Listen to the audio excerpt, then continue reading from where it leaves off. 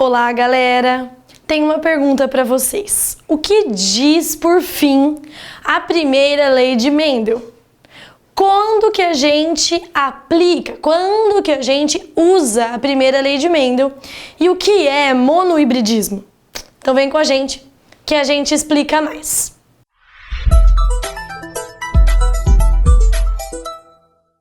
Bom, pessoal, a primeira lei de Mendel fala o seguinte pra gente. Cada caráter, então cada característica é dada por um par de fatores, cada um vindo de um genitor, que se segregam na formação dos gametas.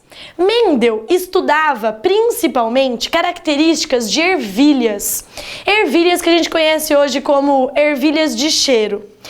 Essas ervilhas, elas tinham várias características, vários caráteres estudados por Mendel, como por exemplo, a coloração da flor, a altura da planta, se ela era alta ou baixa, a cor das sementes, se elas são amarelas ou verdes, a textura da semente, se ela é rugosa ou se ela é lisa, a cor e formato das vagens, dentre várias outras características. Então, esse caráter é uma característica que você está estudando. Então, digamos que nós estamos falando lá da altura da planta, se ela vai ser alta ou se ela vai ser baixa. Bom, essa característica, então, é dada por um par de fatores. Mendel não tinha ideia do que era gene naquela época, esse termo não existia. Então ele chamava de fator. Hoje, pra gente, esses fatores são os genes. Então, cada característica é dada por um par de códigos genéticos, por um par de genes. E esse par de genes é chamado de gene alelo, né? Então, um gene alelo, né, dois genes alelos determinam uma característica. Cada um desses genes vindo de um genitor. Um veio do seu pai e o outro veio da sua mãe. Um veio do órgão reprodutor masculino da planta, lá de dentro do grão de pólen, e o outro do órgão feminino da planta, a oosfera, lá dentro do pistilo. E quando nós temos essa característica que é dada aos pares, elas se segregam na formação dos gametas. Isso é o resultado da meiose, né? Então a gente só manda metade das nossas informações para os nossos filhos. Então, se eu tenho todas essas informações duplicadas, vindas do meu pai e vindas da minha mãe, quando eu for produzir os meus gametas, essas informações elas vão se separar. E ou eu mando uma informação ou eu mando outra para o meu filho, tá? E a constituição total desse caráter vai ser dada através de um espermatozoide, né? Bom, gente, essa lei ela também pode ser chamada de lei do monohibridismo ou lei da segregação. Monohibridismo porque a gente lida com um par de alelos por vez.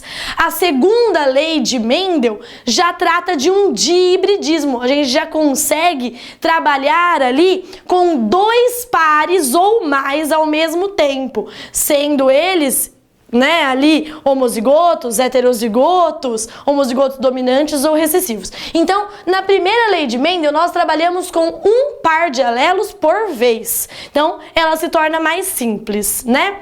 Bom, gente, vamos considerar aqui o exemplo que eu usei, que é a altura da planta, e seguir aqui a forma como Mendel trabalhava. Então, primeiro, para ele começar um experimento, ele pegava ali uma geração parental. Essa geração parental era chamada, de exemplares puros. O que é um exemplar puro? É um exemplar que só gera uma característica. Então eu tenho duas formas alternativas, alta e baixa. Então, uma planta alta, pura, não gera plantas baixas. Isso, Mendel repetia a autofecundação nessas plantas por pelo menos 6 vezes seguidas, para constatar aí que ela era pura, para saber se realmente não ia surgir alguma hora uma planta baixa. Então, quando não surgia, ela era uma planta pura para a característica alta.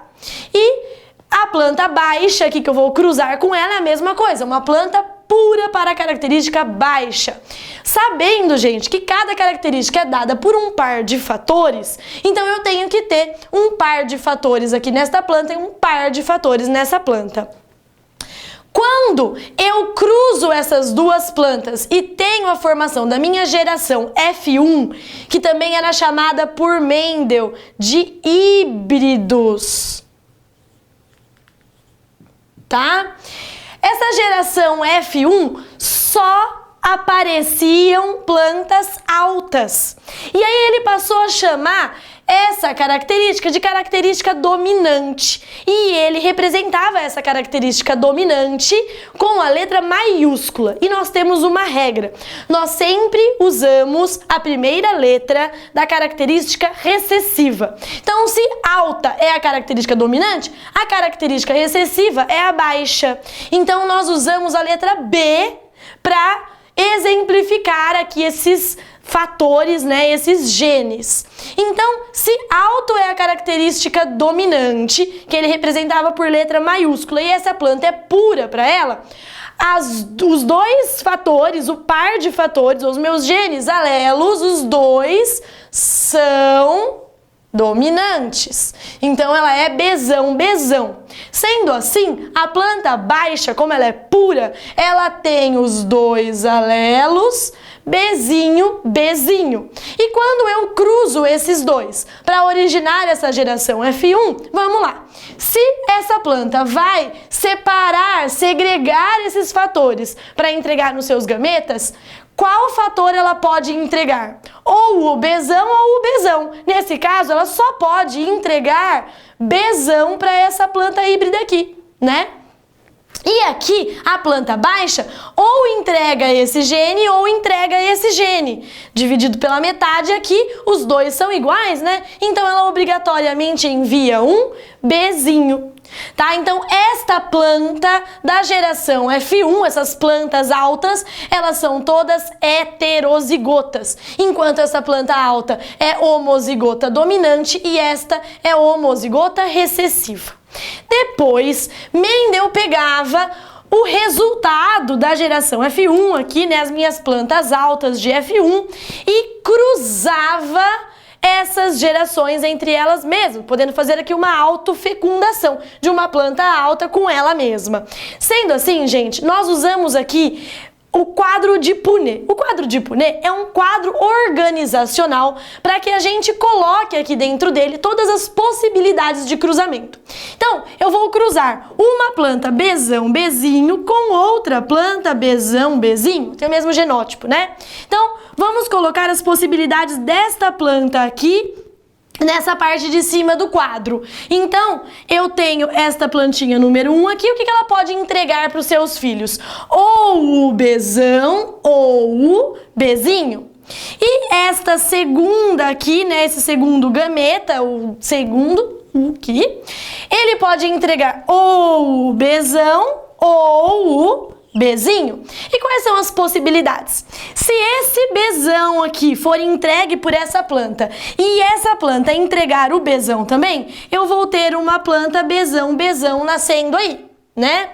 Se eu entregar este Bzinho desta planta e este Bzão desta planta, eu tenho uma planta Bzinho nascendo aí.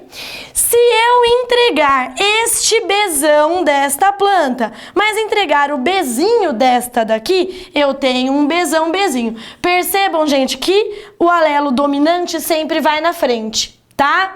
E se eu entregar o Bzinho desta planta e o Bzinho desta planta, eu tenho Bzinho, homozigoto recessivo.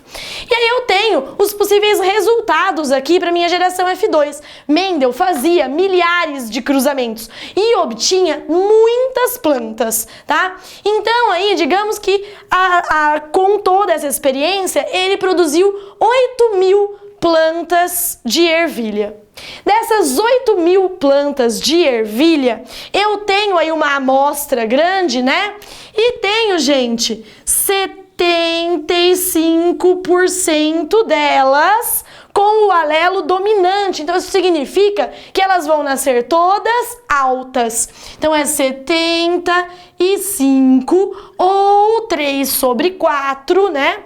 De plantas que vão nascer com a característica alta.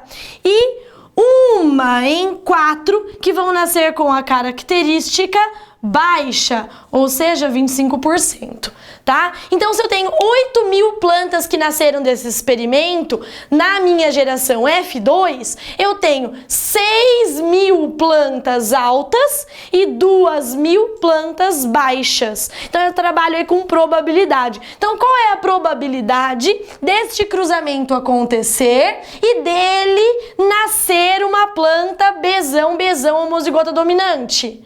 Né? Bzão especificamente, 1 em 4, 1/4, tá? Qual é a probabilidade de nascerem plantas altas? 3/4, 75%. Qual é a probabilidade de nascer uma planta Bzinho? 1 em 4, 25%. E assim você vai interpretando o que o exercício pede para você e ali organizando as suas contas. É interessante sempre fazer o quadro de Punnett para você ter certeza do que você está fazendo, né? Mas toda vez que a gente tiver um cruzamento de 2 heterozigotos, eu tenho essa proporção de 3/1, segundo a primeira lei de Mendel, ok? Então, espero ter ajudado. Até o próximo vídeo. Bons estudos!